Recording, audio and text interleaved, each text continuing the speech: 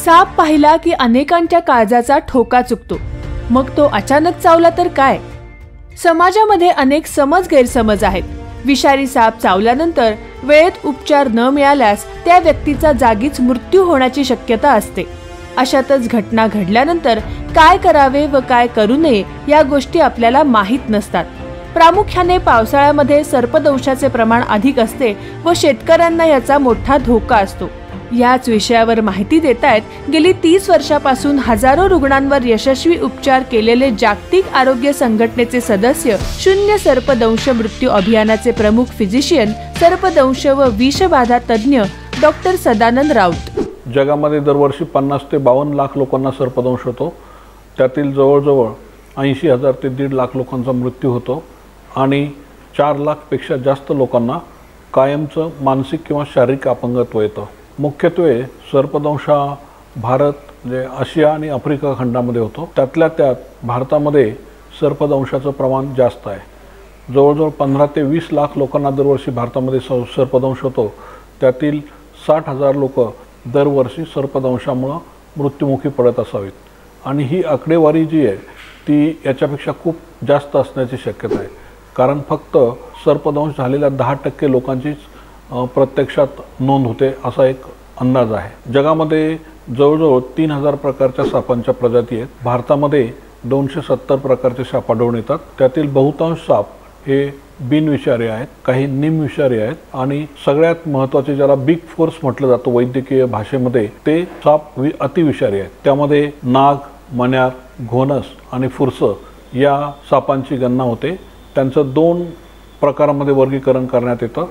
नाग आणि मण्यार यांना न्यूरोटॉक्सिक म्हणजे मेंदूवर दुष्परिणाम करणारे साप असं म्हटलं जातं. घोणस आणि फुरसं यांना व्हॅस्क्युलोटॉक्सिक किंवा हिमॅटोटॉक्सिक साप असं म्हटलं जातं, कारण त्यांच्या विषाचा दुष्परिणाम ह्या रक्ताभिसरण संस्थेवर म्हणजे रक्त गोठण्याच्या प्रक्रियेवर होत असतो. नाग आणि मण्यार चावल्यानंतर त्याची लक्षणं काही मिनिटांमध्ये, काही तासामध्ये येऊ शकतात. विशेषतः नागाने जर दंश केला तर दंशाच्या ठिकाणी खूप तीव्र वेदना होतात आणि सूज येते, फोड पण येतात.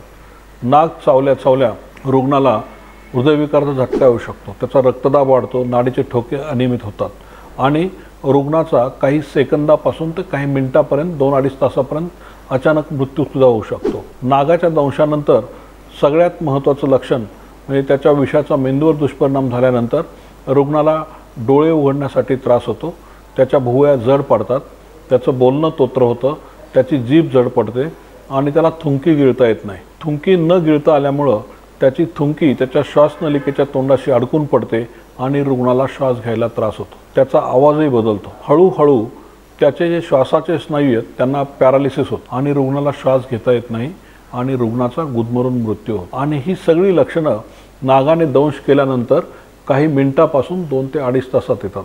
मण्यारसुद्धा मज्जासंस्थेवर दुष्परिणाम करतो, परंतु मण्यार जो आहे तो रात्रीच्या वेळी चावतो. सर्वसाधारणपणे रात्री 12 ते पहाटे 5 या वेळेत मण्यारचे दंश जास्त होतात.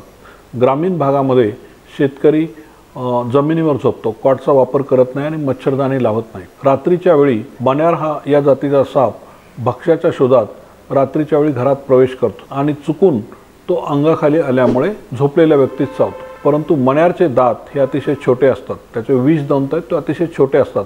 त्यामुळे मण्यार चावलेलं कळत नाही आणि त्याची लक्षणंही उशिरा येतात. नाग चावल्यानंतरची लक्षणं काही मिनिटात येतात, परंतु मण्यार चावल्यानंतरची लक्षणं 4 ते 6 तासानंतर येतात. सुरुवातीला रुग्णाच्या पोटात दुखायला लागतं, उलटी होते, त्याला दरदरून घाम फुटतो आणि हळूहळू त्याला मग त्याच्या भुवया जड पडतात, त्याचं बोलणं तोत्र होतं, त्याला थुंकी गिळता येत नाही आणि हळूहळू त्याला श्वास घ्यायला त्रास होतो. त्याच्या रक्तातील ऑक्सिजनचं प्रमाण झाल्यामुळे रुग्णाला फिट्स येतात आणि रुग्ण बेशुद्ध होऊन सूर्योदय होईपर्यंत रुग्णाचा मृत्यू देखील होऊ शकतो. बऱ्याचदा मण्यारचे रुग्ण हे झोपेमध्ये कपड्यात बेशुद्ध अवस्थेत सापडतात. मण्यार चावल्याची कुठलंही त्यांच्याकडं हिस्ट्रीसुद्धा उपलब्ध नसते.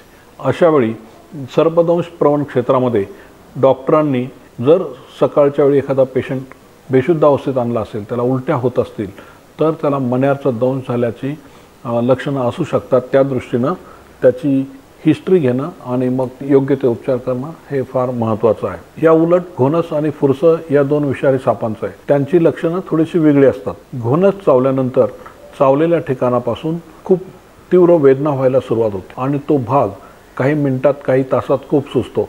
जर पायाच्या अंगठ्याला घोणसने दंश केला असेल तर सूज काही तासात गुडघ्यापर्यंत, मांडीपर्यंत आणि संपूर्ण अंगावर पण पोहोचते. त्या ठिकाणी हळूहळू फोड येतात आणि तो भाग पूर्णपणे सडतो आणि निकामी होऊन जातो. घोणस चावल्यानंतर रुग्णाच्या नाडीचे ठोके अनियमित होतात. कधीकधी हृदय विकाराचा झटका पण तीव्रतेचा रुग्णाला येऊ शकतो. त्याच्यानंतर रक्त गोठण्याची जी प्रक्रिया आहे ती लांबते. सर्वसाधारणपणे नॉर्मल व्यक्तीला जर ब्लेडने कापलं किंवा पायाला ठेच लागली तर त्या व्यक्तीचं रक्त हे 3 ते 5 मिनिटात गोठतं. परंतु घोणस आणि फुरसं चावल्यानंतर ही गोठण्याची प्रक्रिया तासभर 2 तास होत नाही आणि त्यामुळं रुग्णाच्या हिरड्यांमधून रक्त येतं, नाकात तोंडातनं रक्त येतं, डोळ्यात रक्तस्राव होतो, रक्ताच्या उलट्या होतात, लघवीतनं रक्तस्राव होतो, त्याच्या संडास वाटेही रक्त जातं आणि क्वचित प्रसंगी त्याच्या पोटामध्ये किंवा मेंदूसुद्धा रक्तस्राव होतो. मेंदूचा रक्तस्राव झाला तर रुग्ण पूर्णपणे बेशुद्ध होतो, त्याला पॅरालिसिसचा झटका पण येतो. तर अशी घोणस आणि फुरसं चावल्यानंतर अतिशय गंभीर लक्षणं आहेत. माझे नाव आनंदराव नामदेव मोरे. मला गुरांना धारा काढ्याने वैरण काढत असताना वैरण काढायला गेलो तर मला घोणस ह्या अशा मोठ्या सापाने चावा घेतला. पुढे बुद्रुकमध्ये सरकारी दवाखान्यामध्ये मी पहिला गेलो, कारण साप बराच मोठा होता. मग मला जास्त म्हटलं त्रास व्हायला नको, मग मी सरकारी दवाखान्यात गेलो.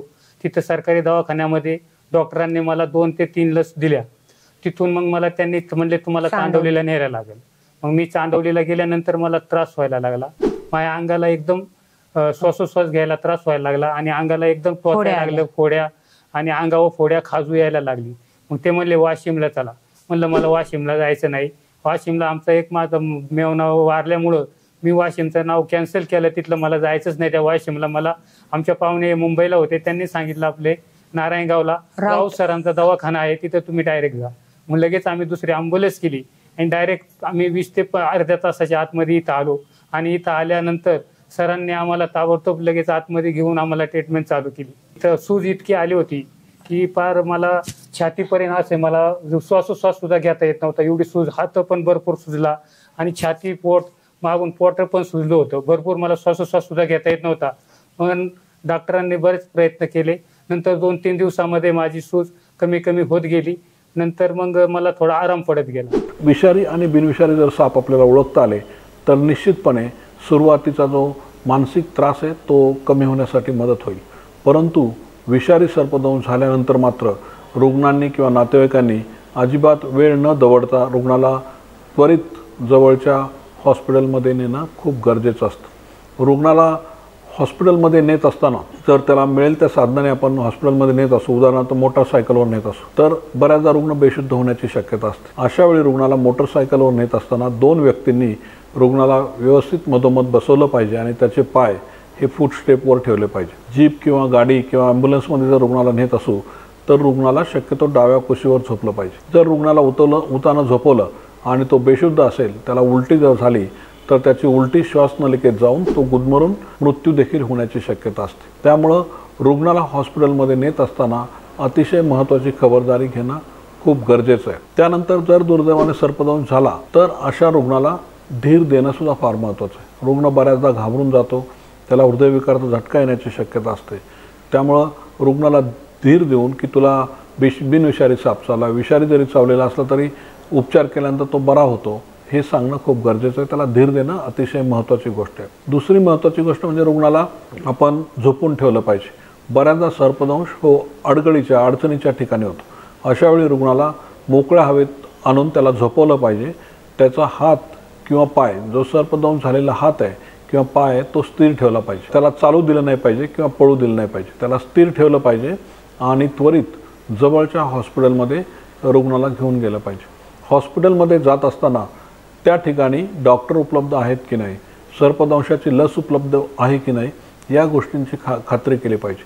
अन्यथा रुग्ण एका ठिकाणावरून दुसऱ्या दवाखान्यात, तिसऱ्या दवाखान्यात फिरत राहतो आणि सुरुवातीचा गोल्डन अवर वायाला जाऊन रुग्ण गंभीर होण्याची शक्यता असते. हॉस्पिटलमध्ये जात असताना डॉक्टरांना आपण लक्षणं सांगितलं तर फारच फायदेशीर होतं. महत्त्वाचं म्हणजे जर उलटी होत असेल किंवा रुग्णाला श्वास घ्यायला त्रास होत असेल, जर डॉक्टरांना आपण ह्या गोष्टींची कल्पना देऊन ठेवली तर डॉक्टर उपचारासाठीची जी पूर्वतयारी आहे ती निश्चितपणे चांगली करू शकतात आणि रुग्णाला गेल्या चांगले उपचार सुरू होऊ शकतात.